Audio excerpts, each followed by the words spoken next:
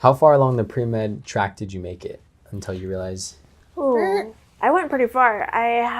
Went up until I just had to take the MCAT and apply. You were a senior at the time? Yeah, at the time that I decided to stop going in the pre-med route, I had already graduated. It was my second time trying to study for the MCATs. Okay, but it wasn't just the MCAT that scared you away. It was wasn't. the And philosophy studying of never been a problem for me. I love books. Okay. And studying and learning. Yeah. The problem has always just been like, do I really want this, or did someone tell me to want this? I don't know if it was my family, if it was society, if it was expectations that I had for myself, like boundaries that I set for myself. But it wasn't what my heart wanted. It's got a positive light though, because you decided to jump into, you said, something new. Yeah. Which is design. So where did the root of design start for you? Yeah, so I always illustrated. I've told you about my friend Aaron, who started me on the career path of design. He pulled me in to start with the club, and I met a lot of creatives. Honestly, it was really, whenever I talk to someone, I've always found myself trying to give them value, and the value that I always gave was either insights about their life, how I would analyze it, or something I could create for them. Yeah. And I realized that's how I saw myself valued, and I wanted to go into that more. I didn't actually know I was going to go into design. I came out of pre-med and I was just not sure exactly where I'm even going.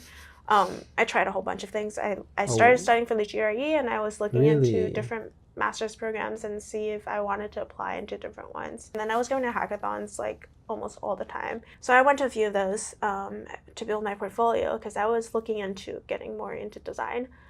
And I wasn't sure how I would build my portfolio, so I I went to these hackathons so I could like work on projects with people. And that's how I got more into it, until I went to a hackathon with my friend from Taiwan. And he turned out to really like my designs and the speed that I worked at. Yeah. So he hired me as a designer for their startup. Nice. What is their startup? What does it involve? So it's a recruiting platform that is video-based. It's like a video-based resume for job hunters. Can you explain what design is for those who don't know? Yeah, so what I'm doing is product or user experience design, which is when you go into the screen, your mobile screen, maybe if you're playing a game, or you're going into Facebook, or you're going onto your computer and you go into the screen, someone has to decide where everything goes on the layout, and what stands out, what doesn't, where do you want to click first. So for example, this cup, like how do I know where to hold it? You just look at the handle and you pick it up, right? So it's kind of like that, but on the digital end. So you're designing, basically, you're constructing the environment that the person is going to be interacting with, and you're telling them where to go without telling them. How do you know how they best can interact it up front without putting something out? Or is it a test, and is it a trial? It's a test kind of thing. It's sort of like doing research, science research, but with people. So we call it user experience research.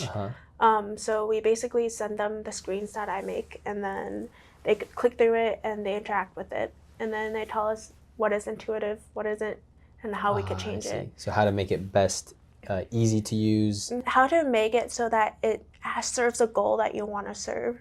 If your goal is to make the person enjoy being on the platform and learn something from it, like how do you make it so that they learn the most when they're on your platform? So for example, Khan Academy, they're video-based tutorials of things you learn in school. How did they structure that to make you learn the most that you can when you're on the site? So like, how clickable is everything? How easy is it to navigate between the lessons? How quickly do you learn from the people who are actually even talking in the videos?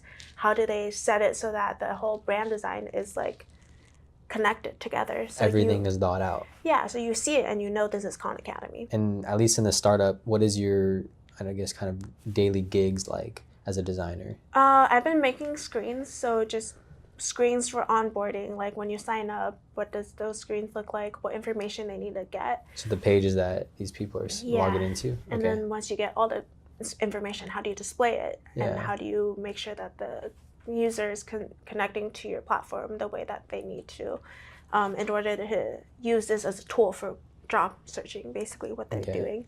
I've been doing landing page, I've been doing company side designs, like candidate side designs, and then we're gonna go into marketing soon, so we have to do A/B testing on like when we put out the ads and which stuff. page will do better, which Yeah. ad will do better. Yeah, have I those like the tested. interaction part of it because I'm almost like connecting to the person who's using what I made Totally. without ever meeting them. Yeah, that's kind Uh-oh. of strange. Yeah, Yeah. that's cool.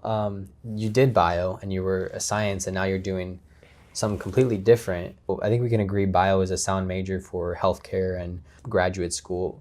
But the fact that you are doing something completely different, does that ever race through your mind? I think the more that I go into it, the more I sort of just accept that it was part of the journey. Like, I didn't understand that. I don't want to go into medicine. Yeah. What I do appreciate is the fact that I did love being in the major. Yeah. That it wasn't just for a checklist. It's interesting that you don't have a design degree and it's only a year out of college and you're so deeply involved with design. Yeah. That shows switches can be made pretty radically.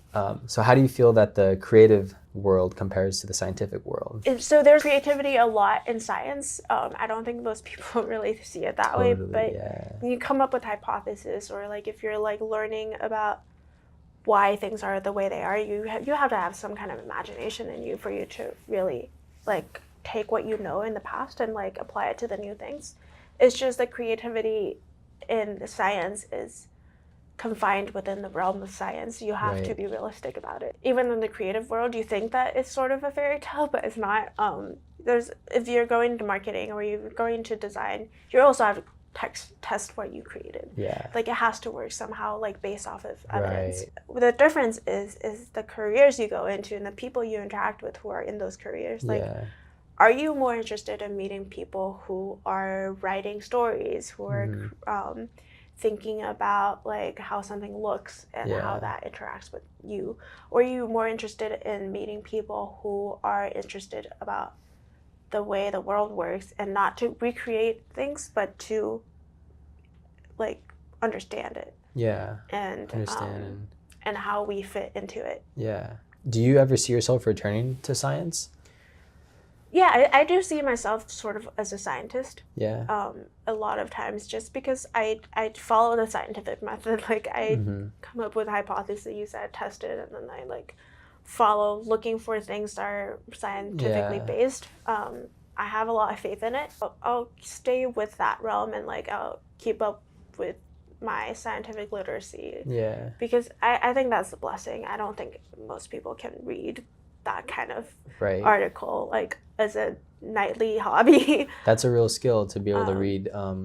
That is something that I was trained to do from college, reading, skimming through scientific articles and actually understanding what's happening in it. To really comprehend our world is pretty valuable. You know, whether you had a rough experience in science or not, it really is valuable. Awesome. All right. Thank you so much, Sharice, for being on the show. Yeah, thanks for having me.